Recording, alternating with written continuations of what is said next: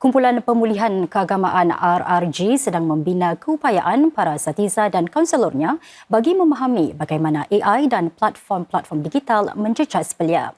Ini dilakukan sedang kegiatan online semakin mempengaruhi tindakan di luar talian. Usaha tersebut termasuk latihan bagi 42 asatiza dan kaunselor RRG serta penerokaan platform lain untuk mendekati masyarakat khususnya golongan belia.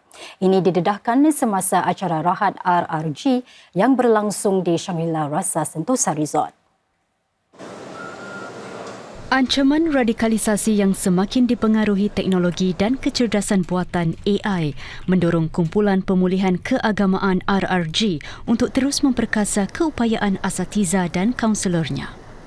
Antara usaha yang sedang giat dilaksanakan ialah penganjuran latihan dan seminar bagi 42 asatiza dan kaunselor RRG untuk memperkukuh pengetahuan serta kefahaman mereka dalam bidang digital, kecerdasan buatan dan psikologi belia.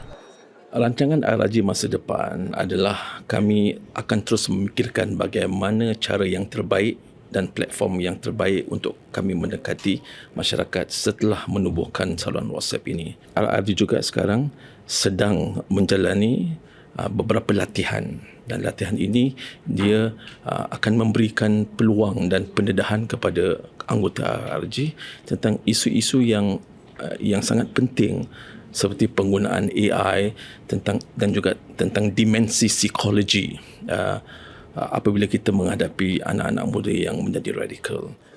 Dalam ucapannya, Menteri Penyelaras bagi Keselamatan Negara K. Shanmugam berkata, kandungan ekstremis dalam talian kini semakin disasarkan kepada pengguna, lebih menarik dan mudah diakses.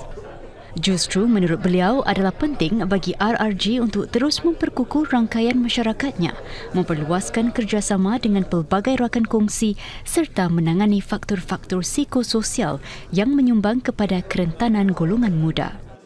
The nature of the danger, the threat has changed. Your role has also been changing, evolving, with continuous workshops, experts from the different fields coming and talking to you, and you keeping in touch with the changing demands and nature of the community. And you have been building capabilities to understand how AI and digital platforms affect our people. You are looking at the links between online behavior and offline conduct, the impact between one and the other. Dalam usaha memperluaskan jangkauan kepada masyarakat, khususnya golongan belia, RRG turut melancarkan saluran WhatsApp baharu semasa acara tahunan Rahat RRG yang berlangsung di Shangri-La Rasa Sentosa Resort. Menerusi saluran itu, panduan agama, ulasan isu semasa, bahan pendidikan agama serta kandungan berkaitan keharmonian sosial dan ketahanan terhadap radikalisasi akan dikongsi dalam format ringkas yang mudah dihadam. Setakat ini, ia telah menarik hampir 2,000 pengikut.